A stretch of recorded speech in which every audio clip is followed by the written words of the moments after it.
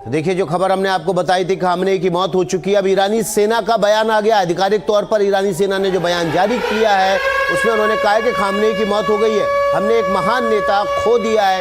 ये ईरानी सेना IRGC के बयान में कहा गया है। शहादत हमें और दृढ़ बनाएगी, ये भी इस बयान में कहा गया है। हम खामनेई की मौत का बदला लेंगे। ईरानी सेना ने अपने सुप्रीम लीडर और खामनेई की मौत का ऐलान कर दिया है। इससे पहले ये ईरानी मीडिया की तरफ से भी दावा किया गया था। सबसे पहले इजराइल के प्रधानमंत्री नेतन्याहू ने इसका दावा किया था, फिर डोनाल्ड ट्रंप की तरफ से कहा गया।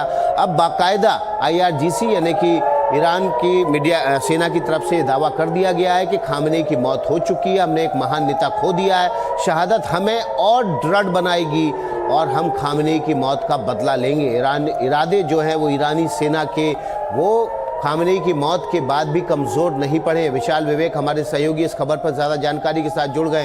तो एक तरह से अब आधिकारिक तौर पर ईरान ने मान लिया है कि उसके सुप्रीम लीडर की मौत हो चुकी है, लेकिन युद्ध से पीछे अभी भी नहीं हटने को तैयार है ईरान। विशाल जी हाँ, और जैसा आप IRGC के बारे में नाम ले रहे थे, IRGC जो है, जो पूरी कंट्री जो ईरान की है, वो खामनेई के बाद जो सबसे पावरफुल कोई एंटिटी है ईरान में तो IRGC है। हर चीज में IRGC का इन्वॉल्वमेंट है, चाहे वो फाइनेंस हो, चाहे वो आर्मी। IRGC का अलग आर्मी, एयर फोर्स, नेवी सब कुछ है। तो इससे पता लगता है कि IRGC खुद में कितना पावरफुल है, कितना ताकतवर है।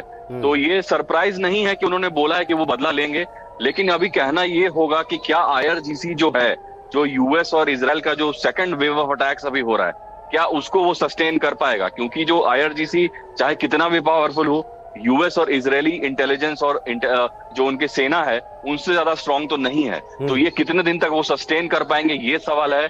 और जो एक डीमोरलाइजिंग फैक्टर जो यहाँ पे होगा, जो कि खामनेई के मरने पर होगा, ये भी एक बहुत बड़ा रोल प्ले करेगा। हो सकता है काफी सारे IRGC के लोग हों, वो अब ये सोच रहे हो कि भाई लड़ना सही नहीं होगा अब US इजराइल से, और हथियार डाल देने में ही फायदा है, ताकि जो ईरानियन जो पूरा कंट्री है उसमें एक केओस ना फैल जाए।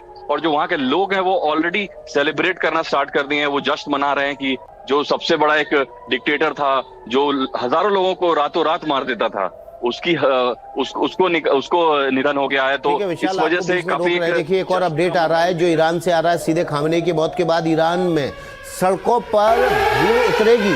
छात्र और आम लोग खामनेई की मौत पर शोक व्यक्त करेंगे। खामनेई की मौत के बाद सड़कों पर भीड़ उतर सकती है। लेकिन विशाल विवेक जो जानकारी दे रहे हैं उसमें जानकारी ये आ रही है कि अभी तो जश्न, खामनेई की मौत के बाद ईरान में अलग अलग शहरों की सड़कों पर जश्न की तस्वीरें आ रही हैं। विशाल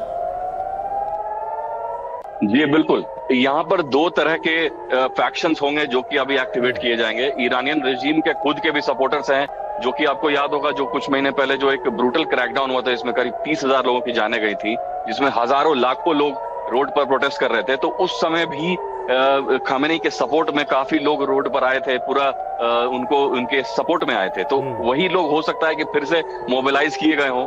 लेकिन जो एक वहां पे डर का माहौल जो क्रिएट था पिछले 40-50 सालों से, वो माहौल जाता हुआ दिख रहा है। क्योंकि जो एक के बाद एक बार जो ब्रूटल क्रैकडाउन्स होते थे, जिसमें कि कम से कम 35 से 40 हजार लोगों की मौतें हुई हैं पिछले 10 साल में, और सिर्फ 32,000 लोग तो पिछले 2 महीने में ही मारे गए थे।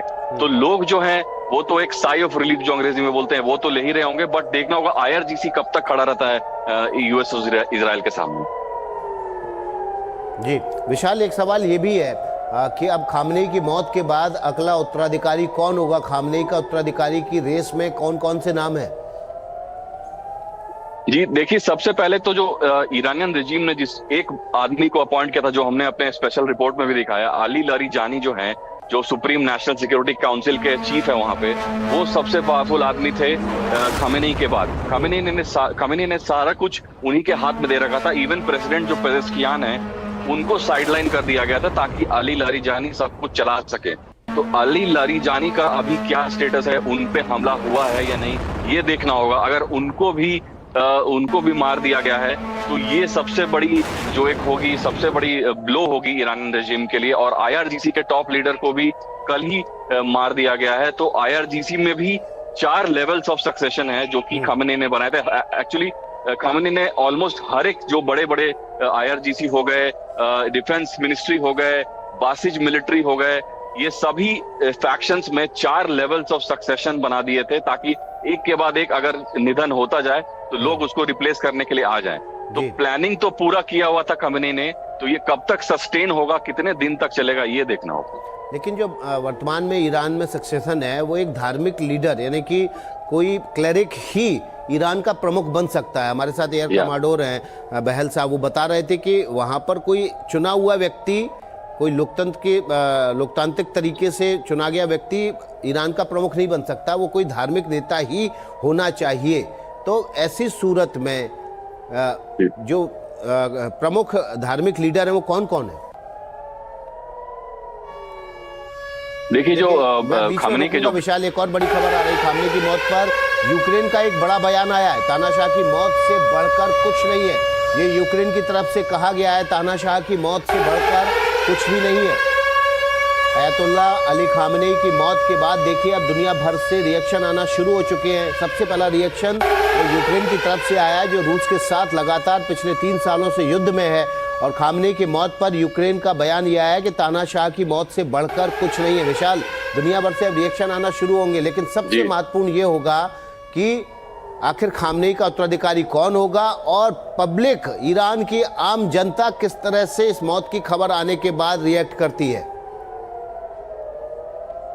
जी बिल्कुल, और जो खामनेई के जो बेटे हैं उनको काफी सालों से उनको ट्रेन किया जा रहा था कि अगर खामनेई की मौत होती है, और वो काफी एजेड भी थे, वो 86 बरस के थे, तो उनके बाद कौन आएगा उसका प्लानिंग तो काफी सालों से ऑलरेडी चल रहा था। जो उनके बेटे हैं उनकी भी खबर अभी तक नहीं आई है, क्या उनकी मौत हुई है, क्या इनको असैसिनेट किया गया है। तो हो सकता है वो भी अभी आ जाएं अपने, क्योंकि पिछले साल जो हमने युद्ध देखा था उसमें 10 से 12 दिन जो लगातार हमले हुए थे, तो खामनेई एक बंकर बस जगह पर बंद थे पूरे 10 दिन। उस समय जो थे वो किसी से भी कम्युनिकेशन में नहीं थे। तो हो सकता है अभी जो उनके बेटे हों वो भी सिमिलर सर्कमस्टेंसेस में हो, उनको भी किसी बंकर बस जगह पे रखा गया हो, ताकि उन पे कोई भी किसी भी तरह का हमला ना हो सके। क्योंकि इजराइल का जो इंटेलिजेंस है वो वो इंटरफेरेंस ऑफ कम्युनिकेशन के थ्रू काफी सारा लोकेशन निकाल लेता है। तो हो सकता है कि पूरी तरह से कम्युनिकेशन उनका तोड़ दिया गया हो, ताकि किसी भी तरह से इजराइल उनको पेनिट्रेट नहीं कर पाए। तो यही देखना होगा अगले कुछ दिनों में। बिल्कुल, देखिए हम वो तस्वीर दिखा देते हैं जो अयतुल्ला अली खामनेई का तेहरान में निवास था, जो उनका प्रेमिसेस था रेजिडेंस का, वहाँ की तस्वीरें आपको दिखाते हैं जो कि अमेरिका की तरफ से जारी की गई है। सैटेलाइट तस्वीरें हैं। यहाँ पर 30 से ज़्यादा बम गिराए गए थे, इजराइल ने कहा था, और बमबारी के बाद यहाँ पर जो तस्वीरें आई सैटेलाइट के जरिए वो ये दिखाने के लिए काफ़ी है कि वो पूरा जो परिसर था वो खंडर में तब्दील हो गया है। और ये दावा किया गया है ईरान और इजराइल की तरफ से कि इसी परिसर में अयतुल्ला अली खामनेई थे, जिसमें जब उन्होंने हमला किया 30 से ज़्यादा बम गिराए तो उसकी मौत हो गई है।